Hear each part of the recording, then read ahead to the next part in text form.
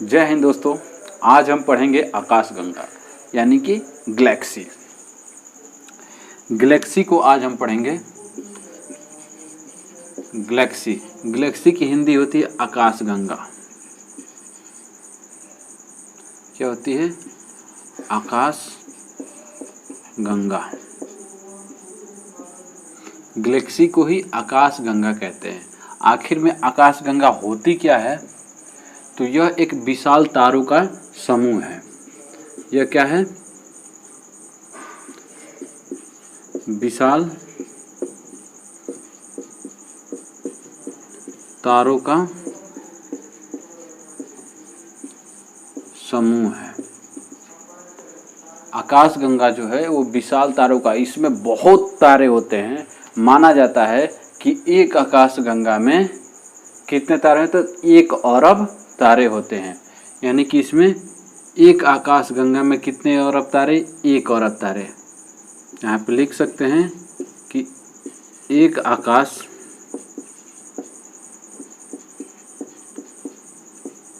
आकाशगंगा में 1 अरब तारे होते हैं। और हमारे ब्रह्मांड में कितनी आकाशगंगाएं हैं? तो ये ब्रह्मांड में कितनी आकाशगंगाएं हैं? तो ये भी क्या है? 1 अरब आकाशगंगाएं हैं। 1 अरब गैलेक्सी है। कितनी गैलेक्सी है? 1 अरब। हम इसको फिगर से देख लेते हैं कि मान लेते हैं क्या ये तारे हैं। तारों का विशाल समूह यानी लगभग 1 अरब तारे मिलके ये क्या बनाए? एक आकाशगंगा। ठीक, एग्जाम्पल से मान लेते हैं कि ये 1 अरब तारे हैं और जिससे कि एक आकाशगंगा का निर्माण हुआ है। ऐसे ही दूसरी आकाशगंगा, वो भी क्या होगा? उसमें भी लगभग एक अरब तारे होंगे और इसी प्रकार के तारों के समूह को ही आकाशगंगा कहेंगे। ऐसे ही करते करते ऐसे ही अनेक कितने 1 अरब आकाशगंगाएं हमारे ब्रह्मांड में अवस्थित हैं। अब इन्हीं आकाशगंगाओं का समूह, जिसमें अगर जो हम 3-3 आकाशगंगा लें और उसका समूह बना दें, यानी 3 आकाशगंगाओं को मिला दें, ठीक, तो उसे क्या कहेंगे? 3 आकाशगंगाओं को आपस में मिला दें तो इसे हम कहते हैं क्लस्टर। ठीक, 3 आकाशगंगाओं के समूह को हम क्या कहते हैं? क्लस्टर। यहाँ पे लिख देते हैं 3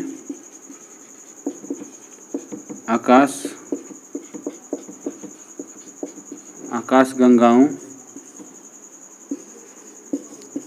के समूह को क्लस्टर कहते हैं। आप ये समझ गए कि आकाशगंगा क्या होती है? तो तारों का समूह होता है सॉरी। और अगर जो 3 आकाशगंगाओं को आपस में मिला दें तो उसे हम क्लस्टर कहते हैं। आप क्लस्टर समझ गए और आकाशगंगा समझ गए। अब आकाशगंगाएं कितने प्रकार की होती हैं उसे देख लेते हैं।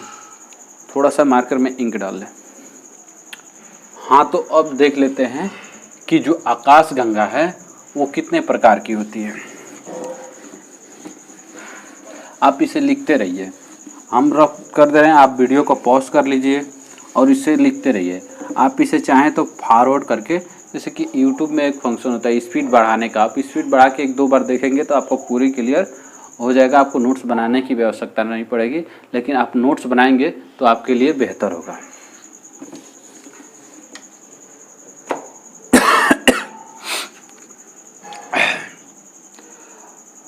अब देख लेते हैं कि आकाशगंगाओं के कितने प्रकार होते हैं। तो हम इनके प्रकार देख लेते हैं। प्रकार क्या है? तो आकार के आधार पे, कि मतलब इसकी आकृति है, आकृति के आधार पे कितने प्रकार के होते हैं, यानी इसके आकार के आधार पे इसका शेप कैसा होता है। तो ये शेप के आधार पे 3 प्रकार के होते हैं। कौन कौन से? तो पहला होगा आपका स्पाइरल टाइप का। स्पाइरल, दूसरा होगा इलिप्टिकल,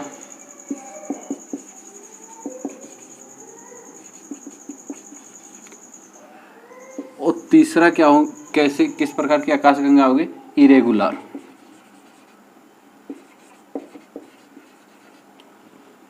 इरेगुलर यानी अनियमित, अनियमित।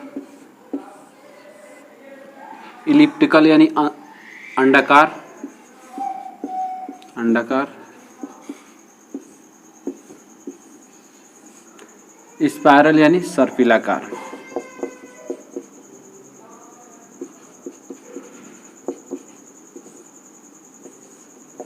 ये हमारी जो आकाश गंगाएं होती हैं उनका आकार 3 प्रकार का होता है। पहला सर्पिलाकार, दूसरा अंडाकार, तीसरा इरेगुलर यानी अनियमित, इलिप्टिकल और स्पाइरल। अब आपसे पूछा जा सकता है कि जो आकाश गंगाएं लगभग 1 अरब हैं, उसमें कितने परसेंट आकाश गंगाएं अनियमित हैं, कितने परसेंट अंडाकार है और कितने परसेंट सर्पिलाकार है। तो ये पूरे गैलेक्सी का 25% of all galaxies, all Galaxy, ये पूरे गैलेक्सी का 25% किस आकार की आकाशगंगा है, तो स्पाइरल है। ये कितने परसेंट है, तो ये 66% ऑफ 66% ऑफ ऑल गैलेक्सीज।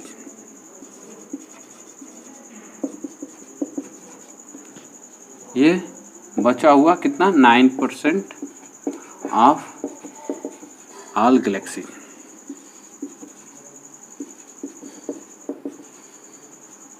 आपसे एक प्रश्न पूछा जा सकता है कि जो हमारी आकाश गंगाएं हैं वो सबसे ज़्यादा किस आकार की हैं, तो क्या है, अंडाकार यानी इलिप्टिकल।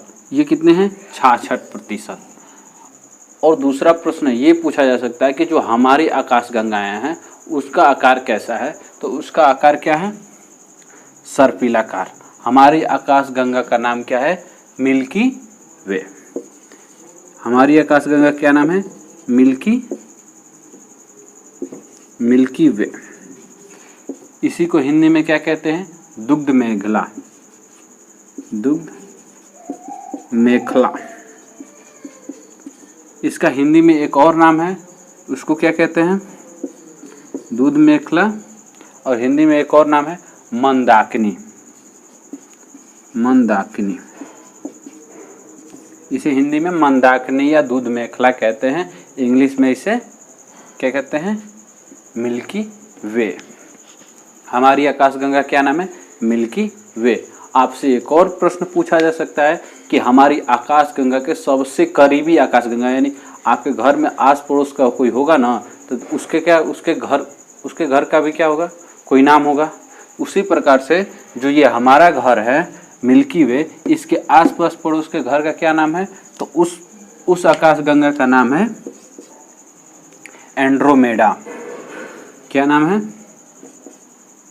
Andromeda, Andromeda. इसे हिंदी में देवयानी कहते हैं, देवरानी मत समझ ले, इसे देवयानी कहते हैं, देवयानी। अब आप इसे लिख लीजिए और हम आपको, अब देखिए इनको पढ़ने से हमारी आकाशगंगा इसमें नहीं है, तो हम इनको नहीं पढ़ेंगे। बस इनके बारे में इतना जानकारी रखिए कि सबसे ज़्यादा किस आकार की आकाशगंगा है, तो अंडाकार है। बस 9% क्या है, अनियमित आकाशगंगा है, उनका कोई आकार नहीं है। अब बात आ सकती है कि सर्पिलाकार किसे कहते हैं। तो आप स्प्रिंग देखे होंगे, आप एक स्प्रिंग को इमेजिन कीजिए, उसी प्रकार के हैं, यानी कि सर्पिलाकार ऐसे ऐसे करके ये आकाशगंगाएं हैं।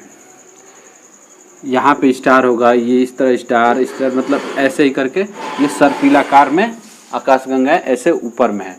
ये अंडाकार है, अंडाकार यानी इस तरह की। ये अनियमित है, इसका कोई आकार नहीं है। वो कितने परसेंट है, 9%, ये 66%, ये 25%। ठीक, अब हम किसको पढ़ेंगे, मिल्की वे।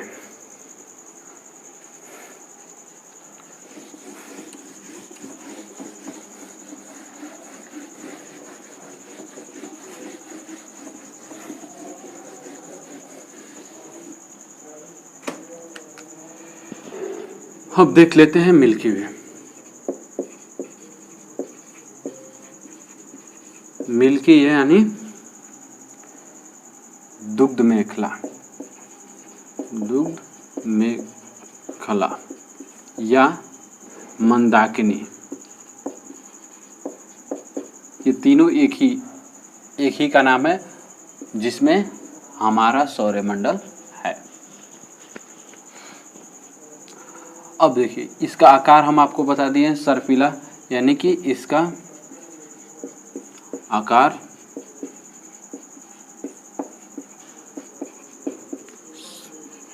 सर्पिलाकार है। ठीक, इसमें 3 भुजाएं या आर्म, इसे इंग्लिश में क्या कहेंगे, आर्म होती हैं। और क्या, इसके केंद्र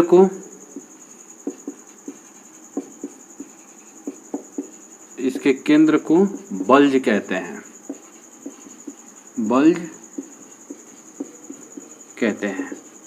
अब देखिए हम आपको कैसे ऐसे साइड व्यू में दिखाए थे, ये साइड से देख रहे हैं तो आकाशगंगाएं हमारी ऐसे ही नजर आएगी, लेकिन अगर जो यही हम टॉप से देखेंगे ऊपर से तो हमारी आकाशगंगाएं का केंद्र जो होगा ये बल्ज, ये भुजा, ये आर्म फर्स्ट हो गया। इसके बाद ये सेकेंड आर्म, यानी आर्म सेकेंड, ये क्या होगा, आर्म थर्ड। अब हम आपको स्टार का जीवन चक्र बताए थे, वो अब इसी में काम करेगा।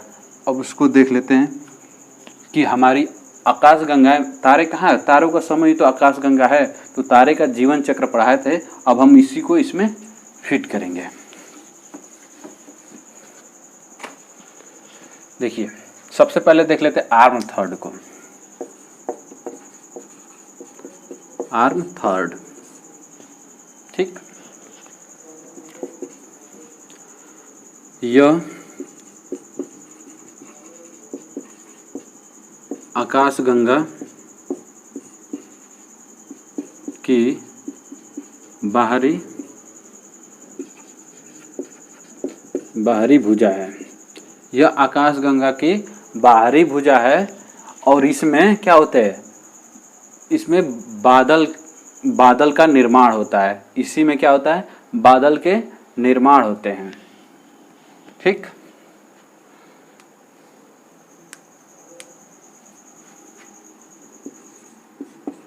इसमें गैस एवं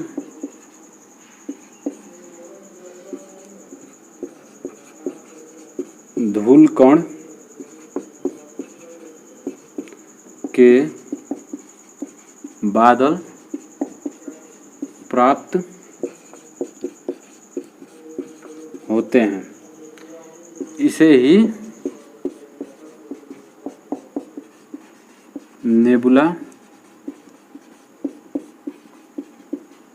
अब एक बात बताइए, हम आपको नेबुला पढ़ा दिए कि बादलों का ही क्या, बादल का ही क्या होता है, बादल ही जो धूल कणों से मिलकर बना होता है उसी को हम नेबुला कहते हैं। हम आपको तारे के जीवन चक्र में पढ़ा दिए हैं, तो वही है कि वो जो बादल जो होता है वो आर्म थर्ड में पाया जाता है।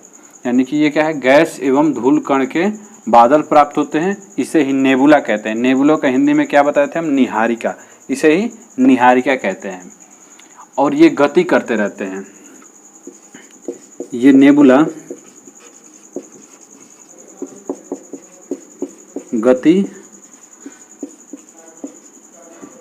गति करते हैं,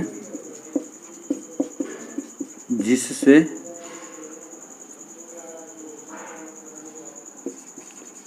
टकराव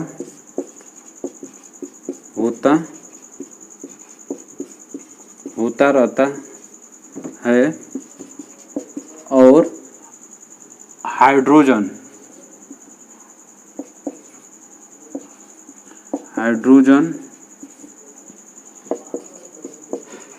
हीलियम में परिवर्तित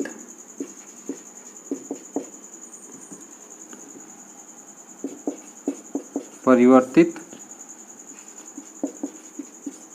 होता है, जिससे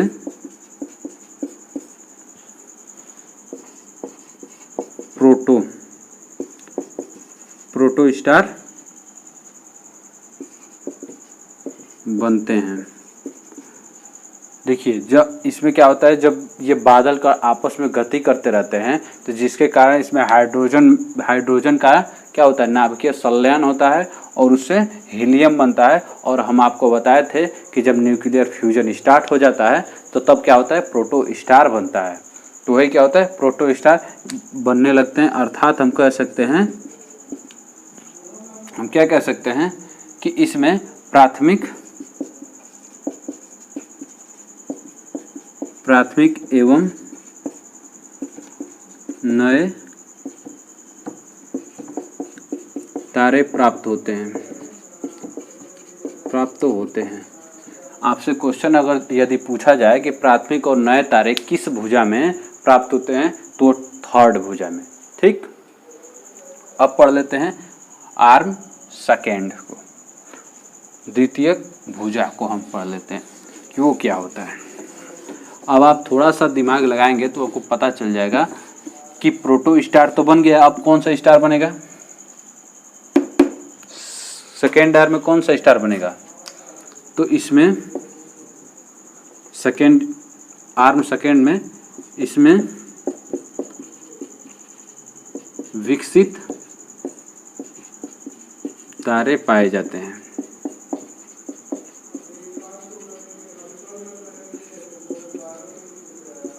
इसी भुजा में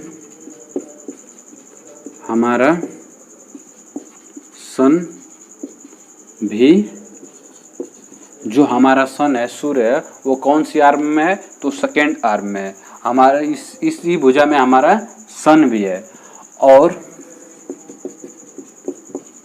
और यह इस आकाश गंगा का चक्कर लगाता है, और यह आकाश गंगा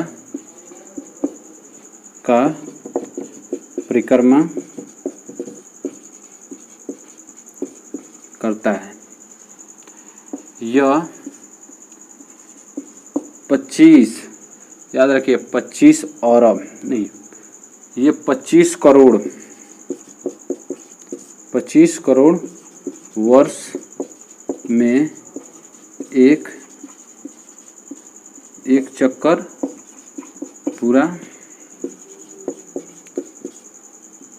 पूरा करता है। इसे कॉस्मिक ईयर कहते हैं। कॉस्मिक ईयर कहते हैं, यानी कि कॉस्मिक ईयर बराबर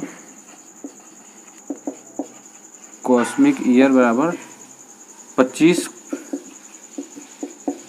करोड़ वर्ष। एक कॉस्मिक ईयर बराबर 25 करोड़ वर्ष। ठीक, यही अगर जो आपसे एक और क्वेश्चन पूछा जाता है कि सोलर ईयर किसे कहते हैं। सोलर ईयर में यानी कि सूर्य जब चक्कर कितने दिन में लगा लेता है, तो वो कितना है, 365 दिन। 365 दिन का क्या होता है, सोलर ईयर। और 25 करोड़ वर्ष का क्या होता है, 25 करोड़ वर्ष का क्या होता है, एक कॉस्मिक ईयर। आप सोचेंगे कि सूर्य कितना धीरे चलता है कि 25 करोड़ वर्ष में एक चक्कर लगाता है। वो 25 करोड़ से वो धीरे नहीं चलता है। सूर्य की स्पीड कितनी है, 250 किलोमीटर पर सेकेंड, यानी कि एक सेकेंड में ये 250 किलोमीटर दूरी तय कर लेता है। उसके बावजूद भी इसको 25 करोड़ वर्ष लगते हैं एक चक्कर लगाने में। तो आप सोच सकते हैं कि एक आकाशगंगा कितनी बड़ी है, और ऐसी ऐसी आकाशगंगाएं कितनी हैं, 1 अरब है। तो हमारा ब्रह्मांड कितना बड़ा होगा। ठीक, ये हो गया आर्म सेकेंड।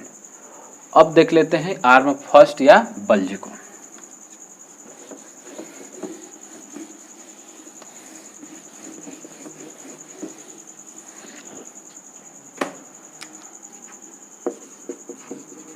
आर्म फर्स्ट या बल्ज,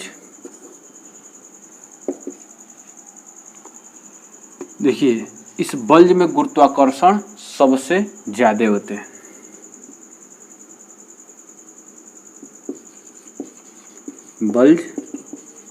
बल्ज में गुरुत्वाकर्षण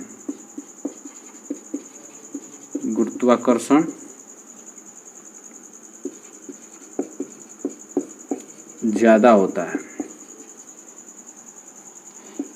इसमें तारे ज्यादा प्राप्त होते हैं। आप एक बात याद रखिए कि जैसे इधर जाएंगे इस तरफ से तो तारों की संख्या बढ़ती जाएगी, यानी कि जैसे अंदर हिलते जाएंगे आप क्या होगा, तारों की संख्या में उतने अधिक में, लेकिन इससे बाहर निकलेंगे तारों की संख्या, यहाँ पे क्या होगा, बादल, फिर प्रोटो स्टार ही मिलेगा, फिर इस पे जाएंगे तो विकसित तारा, और अंदर जाएंगे तो पूरा एकदम मतलब गजीन करके तारे मिलेंगे, बहुत एकदम एक ही में। तो आपसे एक क्वेश्चन पूछा जाता है कि जो ब्लैक होल होता है, सर्वाधिक ब्लैक होल कहाँ प्राप्त होते हैं, तो बल्ज में ही प्राप्त होते हैं। इसमें सर्वाधिक ब्लैक होल प्राप्त,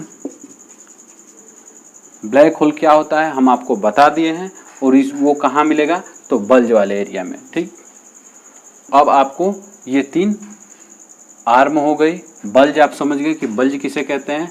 हमारी आकाशगंगा क्या नाम है, मिल्की वे, या इसे ही हिंदी में क्या कहते हैं, दुग्ध मेखला, या इसे मंदाकिनी कहते हैं। हमारी आकाशगंगा की सबसे करीबी आकाशगंगा कौन है, तो देवयानी, यानी उसे इंग्लिश में एंड्रोमेडा कहते हैं। आप इतना समझ गए। अब आपसे एक और प्रश्न पूछा जा सकता है, आकाशगंगा का सबसे चमकीला तारा कौन सा है। हमारी आकाशगंगा यानी कि जो मिल्की वे है, इसके सबसे चमकीला तारा कौन सा है, सबसे चमकीला तारा, तो उसे हम साइरस स्टार कहते हैं। साइरस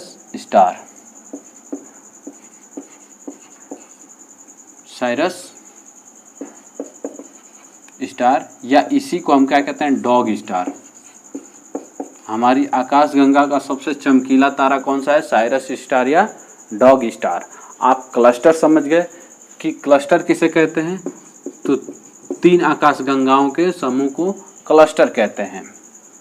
ठीक, अब रखते हैं आज के लिए इतना ही, और अब बारी है आपके प्रश्न का। तो आप प्रश्न का उत्तर दीजिएगा कमेंट में। और आपका प्रश्न क्या है, तो वो है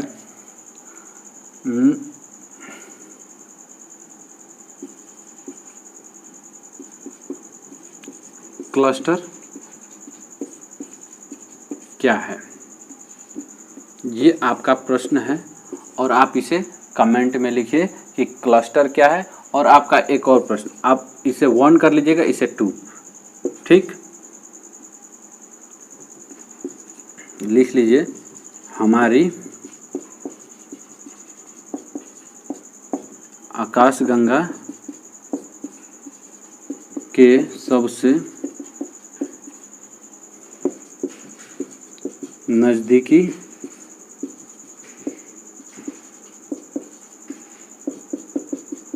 आकाशगंगा का क्या नाम है। ठीक, आप इनका उत्तर दीजिए कमेंट में। और हम आपसे कल क्या पढ़ेंगे, कल पढ़ेंगे अब हम तारा मंडल। ठीक, तो धन्यवाद आपका देखने के लिए।